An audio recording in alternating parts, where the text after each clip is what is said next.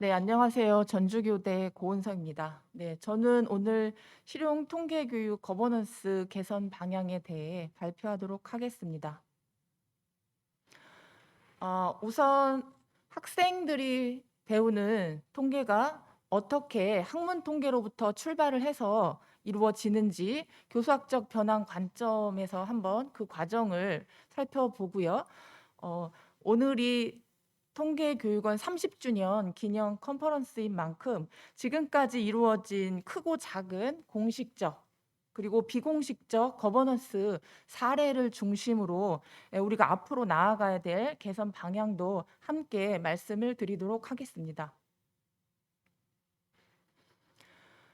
어, 우리 학생들에게 실용 통계 교육을 하고자 하는 것이 거버넌스의 가장 최우선 목적이라고 봤을 때 학문 통계, 통계학자와 데이터 사이언티스트들의 통계가 어떻게 우리 학생들이 경험하는 통계로 전달이 되는지 그 교수학적 변환 과정을 좀 먼저 살펴볼 필요가 있을 것 같습니다. 통계하고 수학뿐만 아니라 학교에서 이루어지는 모든 교과목들은 모두 학문적인 내용에서 학교 교과목으로 오기까지 여러 단계의 교수학적 변환을 거칩니다. 통계의 경우 주로 학문 통계라고 하면 통계학자나 데이터 사이언티스트들이 실제적으로 하는 통계를 말할 수 있을 것 같은데요.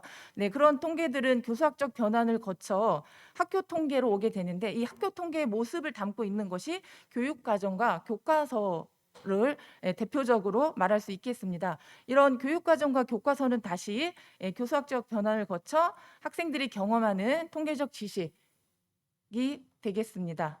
그런데 통계뿐만이 아니라 모든 교과목에서 이 교수학적 변환을 할 때 가장 중요시하는 것이 학문 통계의 모습을 그대로 담도록 가능한 한 그대로 담도록 학교 통계로 가져오려고 노력을 합니다. 즉 우리 학생들은 꼬마 통계학자가 되는 것이고 꼬마 데이터 사이언티스트가 되는 거죠.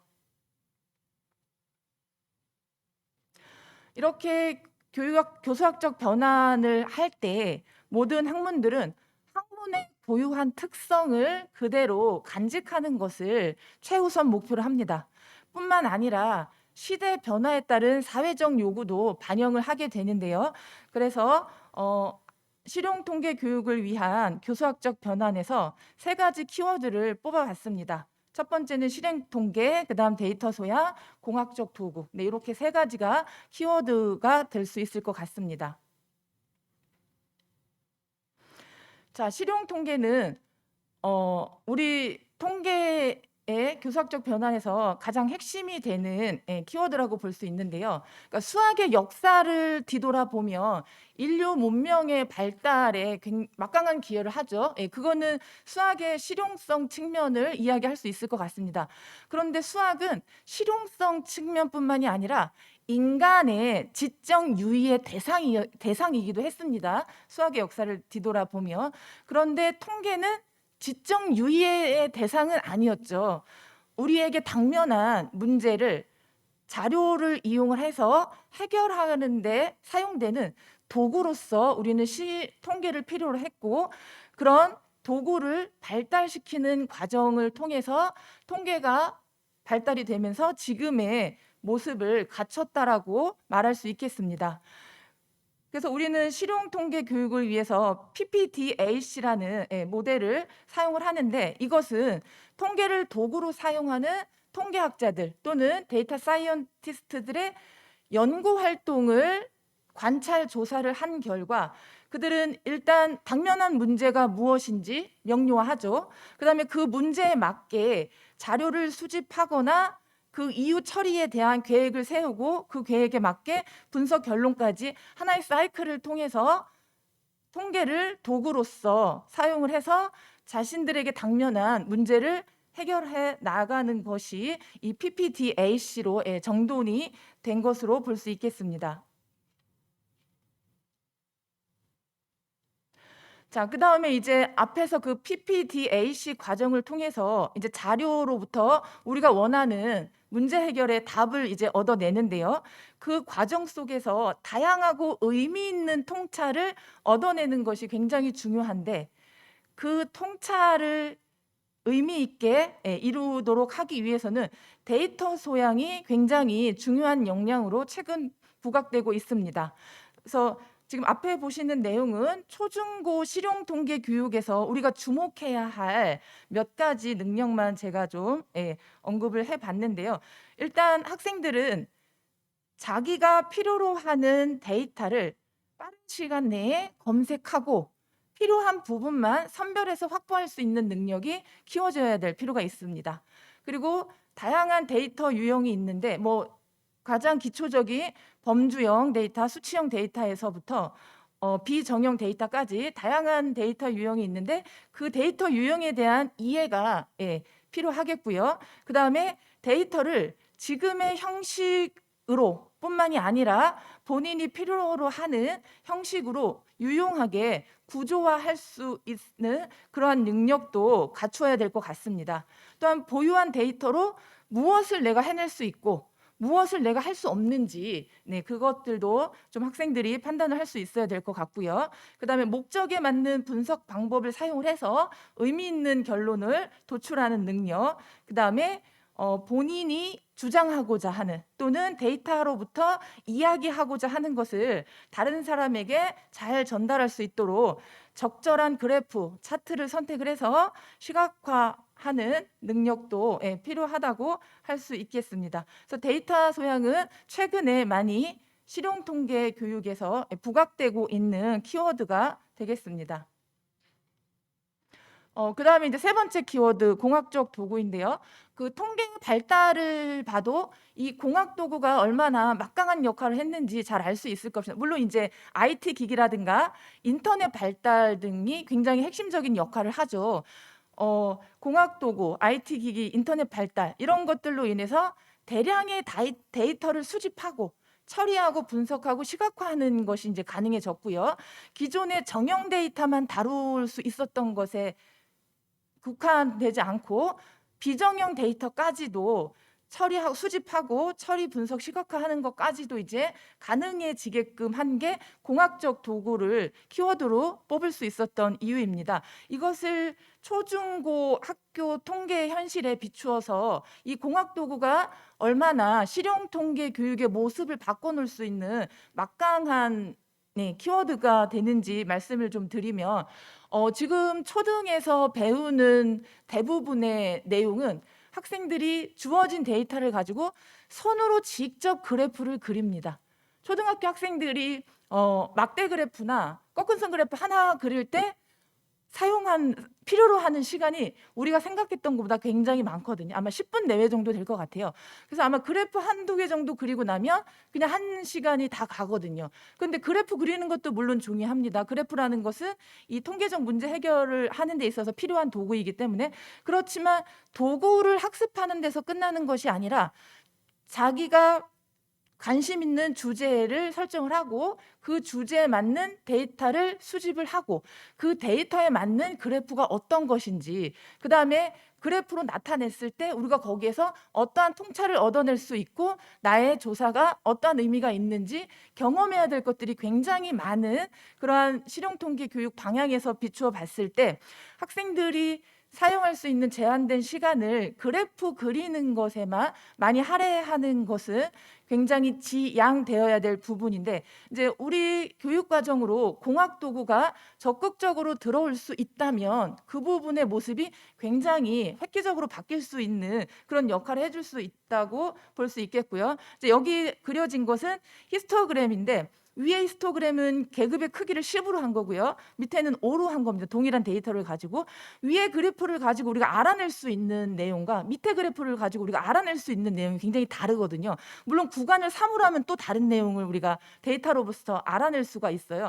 그런데 학생들이 공학 도구를 사용하지 않고 히스토그램을 손으로 직접 그린다라고 하면 일단 데이터를 가지고 도수분포표 만들어야 되죠. 그다음에 그 도수분포표 만든 거 가지고 다시 또 종이에다가 X축 X축, Y축 표시하고 하면서 히스토그램을 손으로 그려야 되죠. 거기에 한 차시의 상당 부분이 할애가 되어야 되기 때문에 학생들이 여기에서 어떠한 통찰을 얻어낼 수 있는지, 그거에 대한 경험, 그거에 대한 논의는 거의 시간 할애가 부족하다고 할 수 있겠죠. 그런데 동그라미를 이용을 하게 되면, 공학도구를 이용하게 되면 버튼 하나로 다양한 구간의 히스토그램을 그릴 수 있고, 그 각각에서 얻어낼 수 있는, 읽어낼 수 있는, 자료로부터 얻어낼 수 있는, 읽어낼 수 있는 내용들이 다르기 때문에 그것이 의미하는 바가 무엇인지, 통계 조사 과정에서 의미하는 바가 무엇인지에 대한 깊이 있는 논의로 이어질 수 있기 때문에 우리 통계 교육의 모습을 바꿔놓을 수 있는 가장 핵심 키워드 중에 하나가 공학도구가 될 수 있을 것이라고 생각이 되었습니다. 자, 이런 교수학적 변환의 주체는 지금까지 다 통계 교육에 열심히 힘써주신 분들이라고 할 수 있겠는데요. 그냥 몇몇 변환의 주체만 좀 언급을 해보면 통계청과 통계교육원, 그다음에 한국통계학회, 직접적으로 말씀을 드리면 아까 축사에서도 보셨지만 한국통계학회에서는 초중등 교육과정연구회를 운영을 해서 이 교수학적 변환에 직간접적으로 도움을 주고 있다고 이야기할 수 있겠습니다. 그뿐만 아니라 시도교육청을 포함한 교육부 쪽, 그다음에 한국과학창의재단, 그다음에 수학교육학회를 비롯한 다양한 학계, 그다음에 예비교사교육기관, 그다음에 학교 현장에서 애쓰시는 교사분들까지도 모두 이제 교수학적 변환의 이제 주체라고 볼 수 있습니다. 그래서 이 통계학자, 사이언티스트들이 하는 통계는 교육과정 개발자 또는 교과서 집필자에 의해서 가능한 한 그 모습을 잃지 않는 형태로 교육과정이나 교과서로 구현이 됩니다. 그렇게 구현된 학교 통계는 다시 또 교사에 의해서 교수학적 변환을 거쳐서 학생들의 통계적 경험, 지식으로 형성을 하게끔 영향을 미칩니다. 동일한 교육과정 아래서 만들어진 동일한 교과서를 가지고 어떤 교사가 수업을 하느냐에 따라서 학생이 경험하는 통계는 굉장히 다른 모습을 띠게 됩니다. 그만큼 교수학적 변환 과정에서 교사들의 역할도 중요하다고 할 수 있겠습니다. 이 교수학적 변환의 주체들이 하는 역할을 그냥 몇 가지만 이야기해보면, 우선 학습 패러다임 설정이 있겠죠. 수학교육 종합 계획이 가장 큰 예가 될 수 있을 것 같습니다. 그다음에 자유학기제 학년제, 그다음에 고교학점제, 그다음에 IT 기기나 유무선 인터넷이 학교 현장에서 사용될 수 있게끔 하는 교육 환경의 변화, 이러한 것들이 이제 교수학적 변화 주체의 역할이 되겠고요. 주로 이러한 것들은 교육부가 막강한 영향력을 행사한다고 할 수 있겠죠. 통계교육원이라든가 그다음에 현장에서 아무리 이 부분에 애를 써도 크게 변화를 줄 수가 없는 부분이겠죠. 그다음에 교육과정 개발이나 교과서 개발 같은 것들도 통계 영역에서 어떠한 내용을 지도할 것이냐, 어느 학년에서 지도할 것이냐, 여기에 가장 영향력 있게 가장 영향을 미치는 주체는 교육부와 한국과학창의재단이 될 수 있을 것 같고요. 물론 여기에는 현장 교사의 목소리도 들어가고요. 학부모의 목소리도 당연히 들어갑니다. 그다음에 교육용 소프트웨어 개발 같은 경우에는 통계교육원에서 핵심적인 주체, 교수학적 변환의 주체로서 역할을 해줬던 부분이고요. 그다음에 예비교사 교육 같은 경우에는 아무래도 예비교사 교육기관이 가장 핵심적인 역할을 할 것으로 예상이 되는데, 그러면 예비교사 교육에서 무엇을 가르칠 거냐, 어떤 통계를 가르칠 거냐, 이거는 학계에서도 어느 정도 영향을 미칠 수 있다고 봅니다. 그 부분에 대해서는 뒤에서 조금 더 또 말씀을 드리도록 하겠습니다. 거버넌스 사례, 그러니까 제가 가장 거버넌스 우수한 사례로 뽑고 있는 게 이제 통계 포스터인데요. 통계 포스터 너무너무 잘 아실 것 같아요. 보시면 아시겠지만 탐구 동기 목적, 그다음에 탐구 방법, 그다음에 분석 결과, 그로부터 도출해낸 결론들이 다 남겨져 있단 말이에요. 그러니까 여기에서는 그 아까 앞에서 살펴봤던 PPDAC의 전 과정을 학생들이 이제 경험을 합니다. 그리고 여기 보면 뭐 레이더 그래프, 교육 과정에서는 학생들이 배우지 않은 레이더 그래프라든가 버블 그래프 등도 학생들이 적극적으로 사용한 모습을 볼 수 있는데, 이러한 그래프들은 직관적으로 해석이 가능하기 때문에 교육 과정에서 굳이 학습하지 않았어도 학생들 수준에서 활용할 수 있는 그래프이기 때문에 가능했다라고 이제 보여집니다. 그러면 통계 포스터가 지금 학교 교육에서 지금의 모습까지 오게 된 그 역사를 네, 잠깐 좀 말씀을 드리면, 이 통계 포스터는 전국 학생 통계 활용 대회가 개최되면서 실용 통계 교육 모델로서 이제 개발이 된 거죠. 이때는 통계 교육원하고 학계 연구자분들이 막강한 역할을 해주신 것 같아요.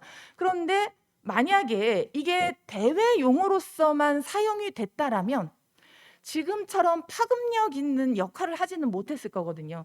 이게 지금 통계 교육에서, 실용 통계 교육에서 파급력 있는 역할을 해줄 수 있었던 거는 2016년 교육부에서 수학 수업 변화를 위해서 프로젝트형 수업을 추진하고 또 자유학기제를 실시를 합니다.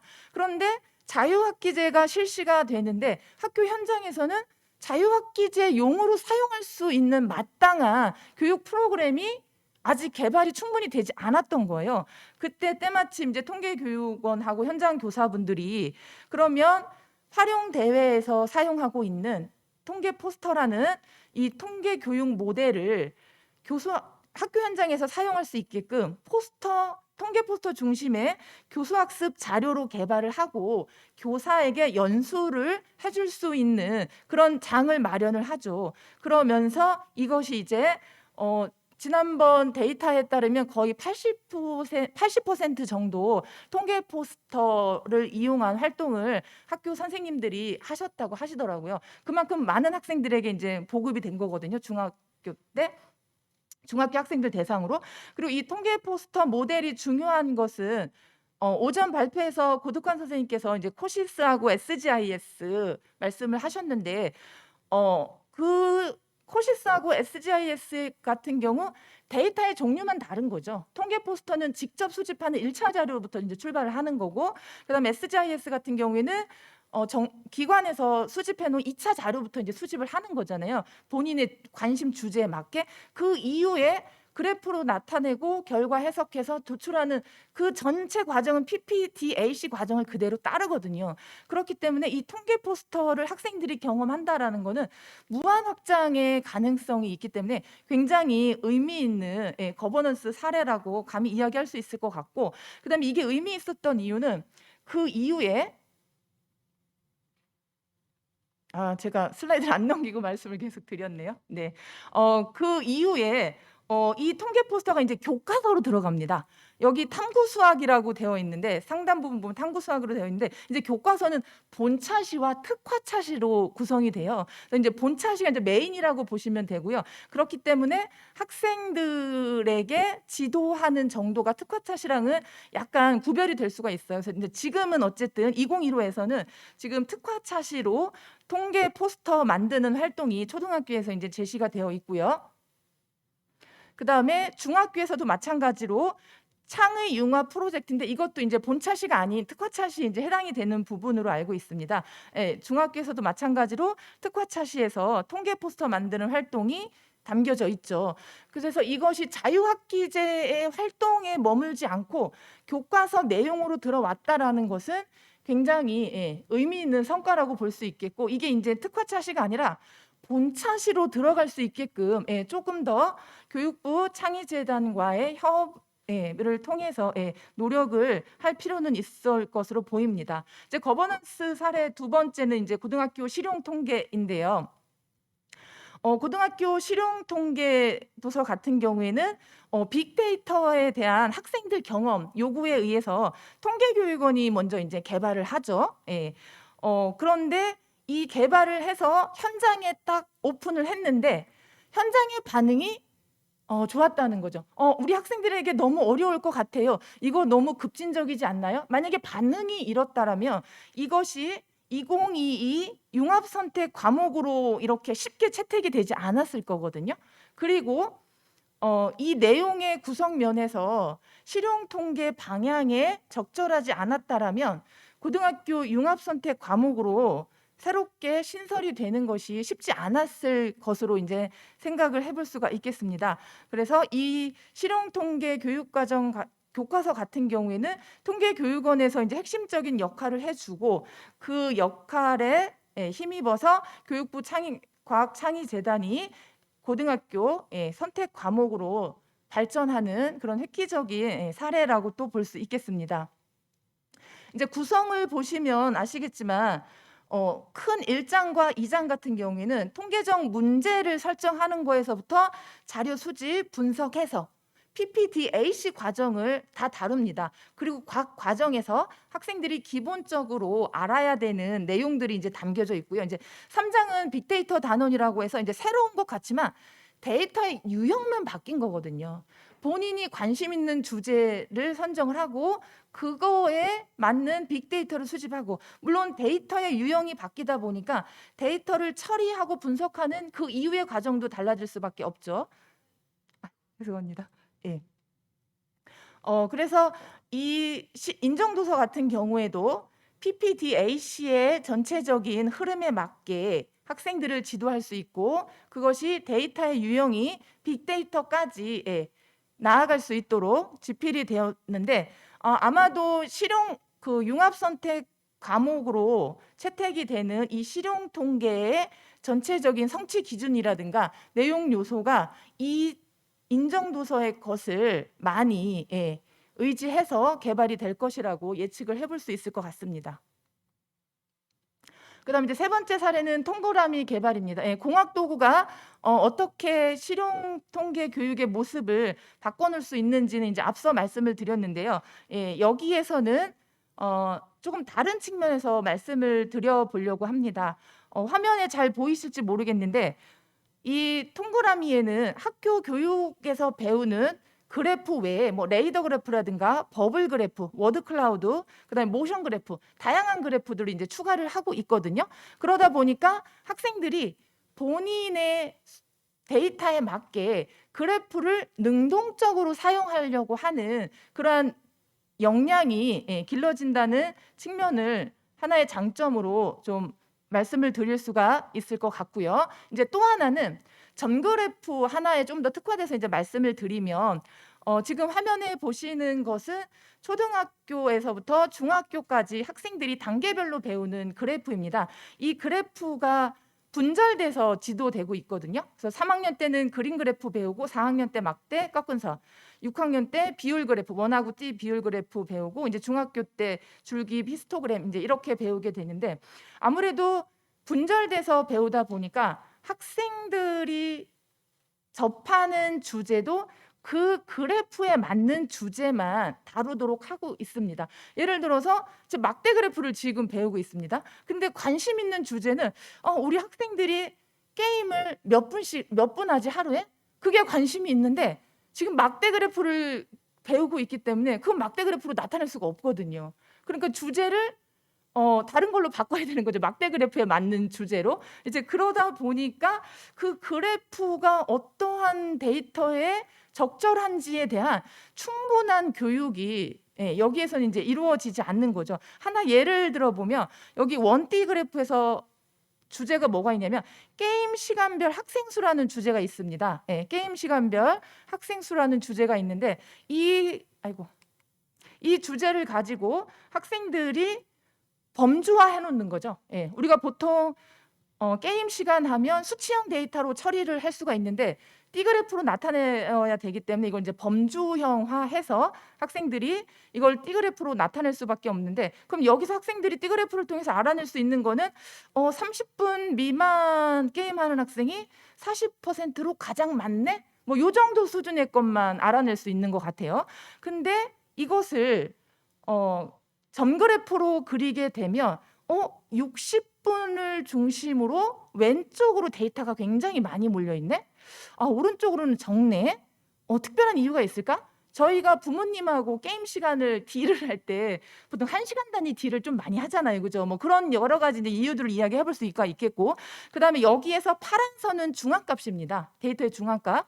그다음에 빨간 선은 평균입니다. 데이터의 이제 평균인데, 지금까지 우리는 분포 내에서 대표값이 차지하는 위치하고 관련을 해서 우리가 대표값을 지도한 적이 없어요. 통계적인 그것과 연결된 통계적인 사고 역량을 키워준 적이 없거든요. 그런데 이렇게 점그래프를 사용을 하면 학생들이 관심 있게 다룰 수 있는 변수의 유형이 확장이 되고, 분포와 대표값의 관계, 분포 내에서 대표값이 차지하는 위치, 그거에 비추어서 우리가 알아낼 수 있는 것들, 그런 것들에 대한 것이 많이 확장이 될 수 있고, 그다음에 동일한 데이터를 T그래프로 나타냈을 때랑 점그래프로 나타냈을 때 어떠한 장단점이 각각 있는지 두 그래프로 동시에 나타내서 얻어낼 수 있는 것들도 이제 확장을 시킬 수가 있겠죠.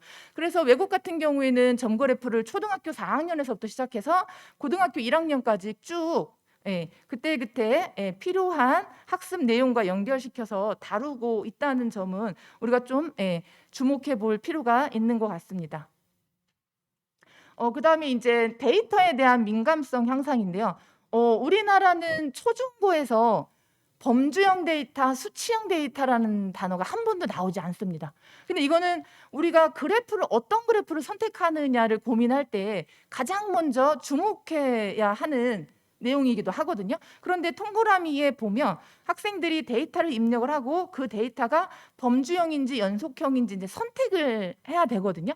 그래서 동그라미를 사용하는 학생들은 요거의 의미를 미약하나마 조금씩 알아갑니다. 그거는 결과적으로 데이터에 대한 민감성 향상하고도 이제 연결이 되겠죠. 자, 이 데이터에 대한 민감성 교육이 우리나라에서 얼마나 제한적으로 이루어지고 있는지 이제 대표적인 예인데요. 이제 초등학교 6학년이 되면 요 5가지 종류의 그래프를 다 배우기 때문에 한 차시에 이 5가지 그래프를 다 다룹니다. 그런데 여기에서 학생들에게 질문하는 내용은 어떤 주제를 어떤 그래프로 나타냈나요? 딱 여기까지만 다루고 있거든요. 왜 어떤 그래프로 나타냈나요를 데이터 유형하고 연결시키는 논의는 전혀 이루어지지 않고 있습니다. 왜? 데이터 유형을 다루고 있지 않으니까요. 그래서 이 데이터 유형에 대한 언급이 교육과정에서 이루어진다라면 어떠한 데이터 유형은 어떠한 그래프가 왜 적절한지까지 데이터에 대한 민감성 향상에 크게 기여를 할 수 있을 것이라는 걸 우리가 이제 예측을 해볼 수가 있겠죠. 네, 사례 마지막으로 자유학기제용 워크북인데요. 이거는 이제 올해 개발된 것으로 곧 이제 현장 선생님들이 이제 사용을 하시게 될 것 같아요. 그래서 첫 번째는 통계 바로 알기 부분에서는 통계 필요성, 유용성. 우리가 교과서에서 통계를 지도하지만 통계가 얼마나 유용한지, 필요한지 별도의 차시로 의미 있는 프로그램이 제공되지는 않고 있거든요. 그래서 1장은 이제 거기에 이제 초점을 맞췄고요. 그다음에 2장은 통계 소비자로서 통계 함정에 빠지면 안 된다라는 이야기는 많이 널리 퍼져 있는 것 같아요. 근데 그것을 학생들에게 지도할 수 있는 적절한 프로그램은 아직 충분히 개발이 되지 않았거든요. 그래서 이제 2장에서는 통계 함정 탈출이라는 큰 제목으로 자료 수집과 정리 단계에서 우리가 가져야 되는 비판적 사고, 그다음에 자료의 분석과 해석 단계에서 우리가 가져야 되는 비판적 사고로 구성을 했고, 그다음에 이제 4장은 뒤에서 직접 내용 보면서 말씀을 드릴게요. 이제 3장은 그때 4장 같은 경우에는 통계를 사용을 해서 설득을 하는 글을 썼을 때 장점, 그냥 통계 데이터 없이 설득하는 글을 썼을 때랑 통계 데이터를 에비던스로 제시하면서 설득하는 글을 썼을 때 그거에 대한 학습이 이루어지고요. 이제 통계 프로젝트는 포스터 만드는 거, 그다음에 거누면 쓰는 거, 이제 앞에서 했던 내용하고 유사하게 이제 구성을 해봤습니다.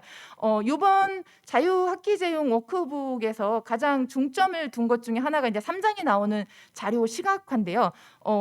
자료 시각화는 이제 우리 교육과정에서는 몇몇 개의 전형적인 그래프만을 다루잖아요. 근데 우리가 매스컴에서도 그렇고 다양한 매체에서 굉장히 비정형화된 그래프들을 많이 보거든요. 그래서 그 과정 속에서 학생들이 데이터 구조화도 경험을 할 수 있도록 구성을 해봤습니다. 지금 맨 위에 있는 데이터 원자료는 서울특별시 코로나19 자치구별 확진자 발생 동향이에요. 이거는 서울시 열린 데이터 광장에서 코시스 비슷하게 서울시에서 이제 제공하는 데이터가 모여 있는 그런 곳인데, 이제 거기 들어가면 원자료는 가장 최근의 날짜가 위에 나옵니다. 그리고 과거의 날짜는 이제 밑으로 가거든요. 그래서 위에 보면 3월 12일, 3월 11일, 3월 10일, 3월 9일 이런 식으로 되어 있어요.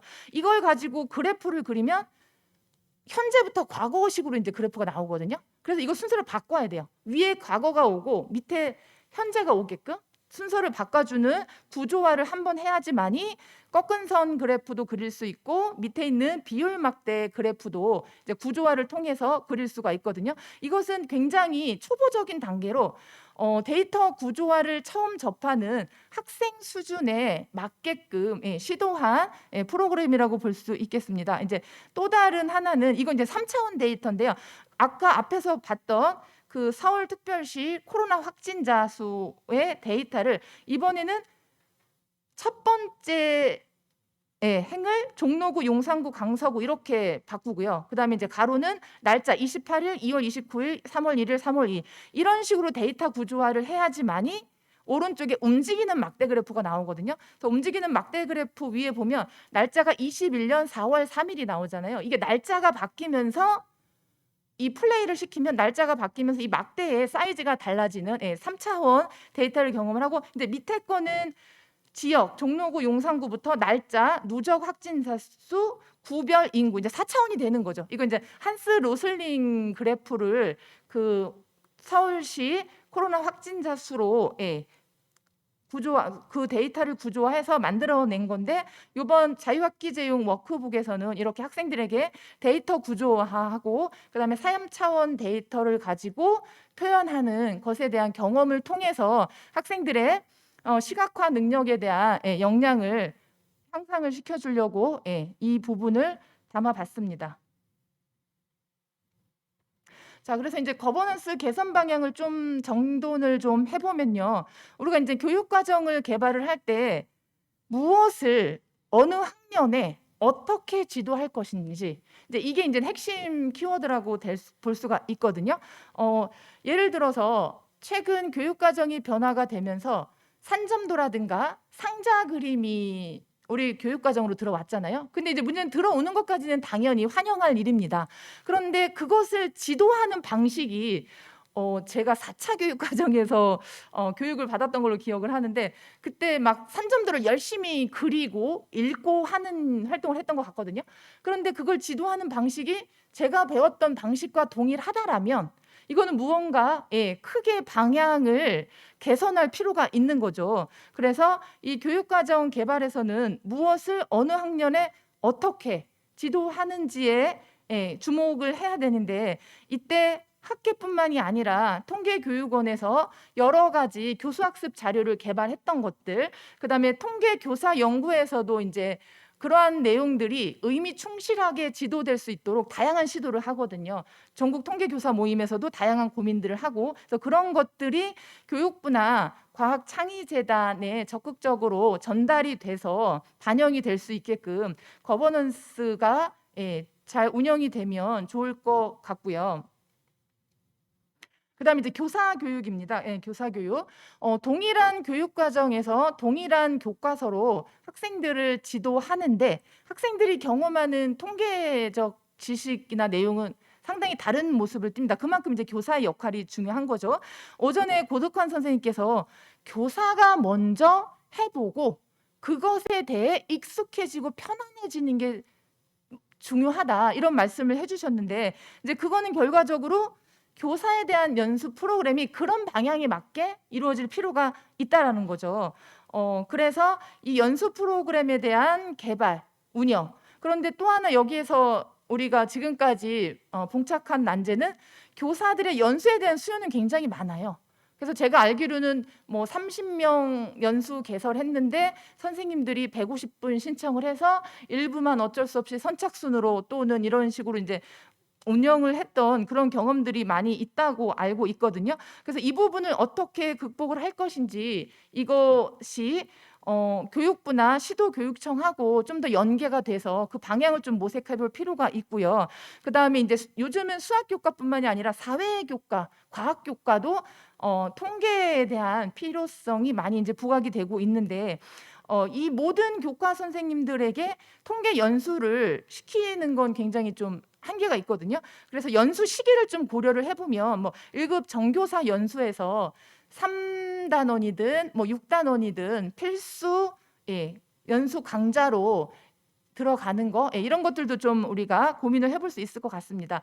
그다음에 이제 시도교육청 관계자 간담회인데요. 수학교육 종합 계획이 발표가 되면 그거에 맞게 시도교육청에서는 시도의 형편에 맞는 또 새로운 계획을 세우는 것으로 알고 있습니다. 그때 이 통계 교육이 어떻게 이루어지고 있는지에 대한 공유가 된다면 그것을 아마 적극적으로 반영할 거라고 알고 있거든요. 그래서 오전에 이제 인천 선생님께서 사회과 원격 연수 콘텐츠가 부산시 경기도로 이렇게 확산되는 사례를 말씀을 해주셨는데 아마 다른 시도에서도 이러한 원격 연수 콘텐츠가 있다는 것을 알면 그것을 적극적으로 활용하고자 하실 것 같거든요. 그래서 이제 적절한 시기에 시도교육청 관계자 간담회를 개최를 해서 통계 교육에서 교사 연수를 위한 프로그램이 이런 게 있다. 그리고 어느 시도에서 이러이러한 연수를 하고 있다라는 정보가 공유가 되면 다른 시도에서도 그런 부분을 충분히 활용할 수 있는 기회가 마련이 될 것이라고 보여집니다. 자, 이제 마지막으로 이제 예비 교사 교육인데요. 이제 굉장히 중요하잖아요. 교사가 된 이후에 선생님들을 연수시키는 데는 굉장히 한계가 있습니다. 그런데 지금 예비 교사들은 초중고에서 이 실용 통계 교육에 대한 경험이 거의 없거든요.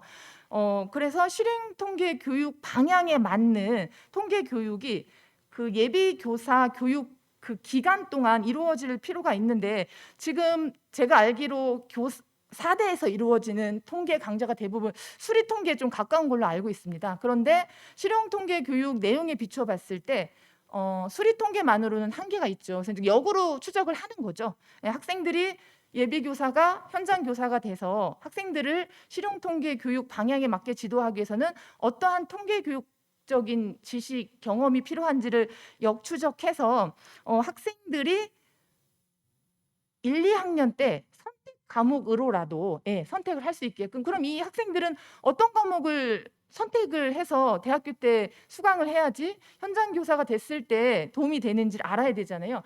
그런 것도 이제 예비 교사 대상 특강을 좀 활용을 하면 좋을 것 같습니다. 제가 알기로 사대나 교사대 같은 경우 학생 대상 특강 프로그램을 적극적으로 활용을 하거든요. 그래서 이제 그럴 때 학생들에게 실용 통계 교육 관련해서 어떠한 방향으로 이루어지는 것이 바람직한지 그래서 그것을 지도하는데 여러분들이 대학에서 들을 수 있는 통계 강좌 아마도 사회과학에서 쓰는 통계가 많이 유용할 거라고 이제 저는 생각이 되거든요. 이제 그런 것들에 대한 소개가 이제 가능할 것 같고 그다음에 예비교사 시기부터 참여할 수 있는 재능 기부도 이제 하나의 프로그램이 될 수 있을 것 같고 이제 그런 것들을 개발을 해서 예비교사 교육을 위한 실용 통계 교육 실천도 생각해 볼 수 있을 것 같습니다. 네, 진짜 마지막 슬라이드입니다. 네, 이제 지금까지 우리가 이제 크게 작게 비공식적으로 공식적으로 이제 지속적으로 이제 거버넌스라는 걸 해왔거든요. 그래서 중장기적으로도 실용 통계 교육 협의체와 같은 것을 구성을 해서 제도적으로 정책적으로 교육 환경적인 측면에서 당면한 과제가 뭔지 그 현안을 공유하고 해결책을 모색하는 게 이제 지속 가능한 실용 통계 교육의 발전 모습인 것 같습니다. 네, 감사합니다.